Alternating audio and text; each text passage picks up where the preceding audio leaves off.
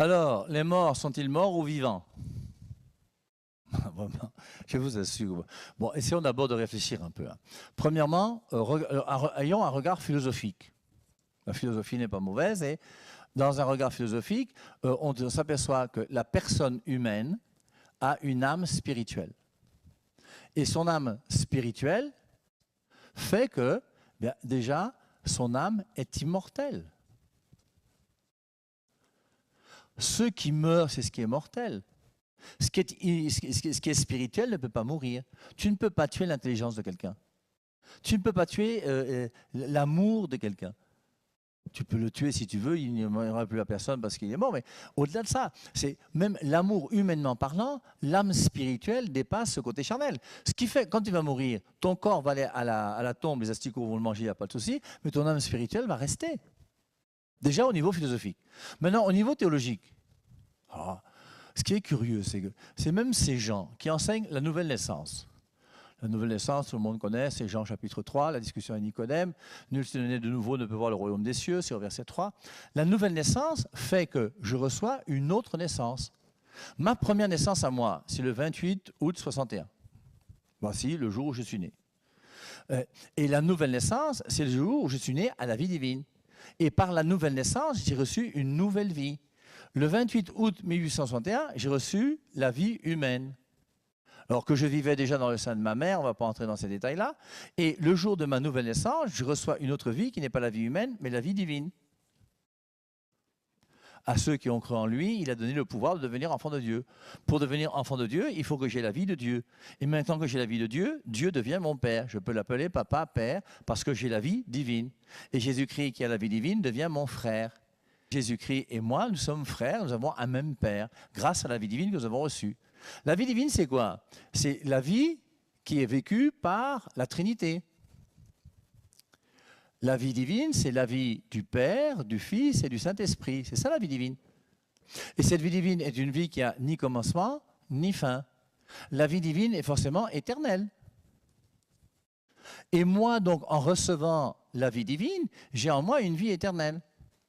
Mon père et ma mère m'ont donné ma vie humaine, c'est pour ça que j'ai un corps et qu'un jour je vais mourir, on va m'enterrer et il y aura un deuil. Mais la vie éternelle qui est en moi, personne ne peut la détruire. Un être humain va mourir à la vie humaine, mais ne peut pas mourir à la vie spirituelle ou à la vie éternelle et à la vie de la grâce. C'est pour ça que même une fois mort, la vie éternelle en moi ne peut pas mourir. Alors, les gens qui utilisent, vous voyez, le livre de l'Ecclésiaste, au verset 3 et 9, pour dire que, comme vous voyez, dans ces passages, on dit que le mort ne sait pas ce qu'il va devenir, ce qu'il va faire, toutes ces choses-là. Eh bien, au bout d'un moment, il faut savoir que dans Ecclésiaste, au chapitre 12, le verset 7, il est dit que le corps retourne à la terre d'où il vient, et l'esprit retourne à Dieu qui l'a donné. Et même à la mort, mon esprit retourne auprès de Dieu. C'est ce que dit le livre de l'Ecclésiaste. Maintenant, la première référence que je vous donne, moi, toujours, c'est Jean chapitre 11, versets 25 et 26. À la résurrection de Lazare, Jésus-Christ dit à Marthe, « Je suis la résurrection et la vie. Celui qui croit en moi, même s'il meurt, vivra. Et quiconque vit et croit en moi ne mourra jamais. Celui qui vit et croit en moi ne mourra jamais. » Relisons Romains chapitre 8. Je crois que c'est le verset 38. Je vais chercher avec vous. Et dans ce passage, on nous dit que même la mort ne peut pas nous séparer de l'amour du Christ. Et donc, même une fois mort, je continue à aimer Jésus. Je vous lis Romains chapitre 8, le verset 38, voilà. « Car je suis persuadé que ni la mort, ni la vie, ni les anges, ni les dominations, ni le présent, ni l'avenir, ni les puissances, ni les êtres d'en haut, ni ceux d'en bas, ni aucune autre créature ne pourra nous séparer de l'amour de Dieu en Christ Jésus. » Même la mort ne me sépare pas de l'amour du Christ. Donc même une fois mort, je vais continuer à aimer Jésus. Et si une fois mort, je continue à aimer Jésus, c'est que vivant, que les choses soient claires. Comment peut-on affirmer aujourd'hui que les morts sont morts? Je vous rappelle l'histoire du bon larron. On a vu ça avec la ponctuation de Luc 23, 43. En vérité, je te le dis, 2 points. Aujourd'hui, tu seras avec moi. Le jour même, le bon larron s'est retrouvé au paradis avec Jésus. Mais quand on lit les Saintes Écritures, comment? Je ne sais pas ce qu'on cherche en définitive. On peut prendre aussi Philippiens 1, 23. Je suis pressé des deux côtés, j'ai le désir de m'en aller pour être avec Christ. Il n'a pas dit, j'ai le désir de m'en aller pour être dans un congélateur où on va attendre la résurrection de je ne sais pas quoi et toutes ces histoires abracadabrantes. Prenons Apocalypse chapitre 6, verset 9. L'ouverture du 5e sceau dans Apocalypse chapitre 6.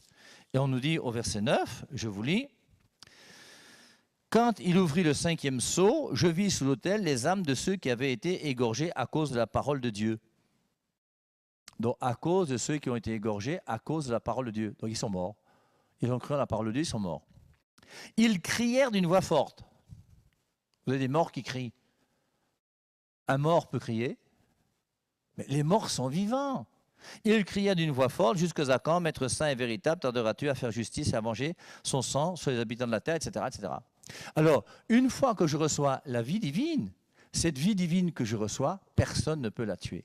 Et c'est pour ça qu'une fois que je vais mourir, je serai jugé par Dieu et je vivrai cette vie divine, soit au paradis, soit en enfer, et pour les catholiques, soit au purgatoire.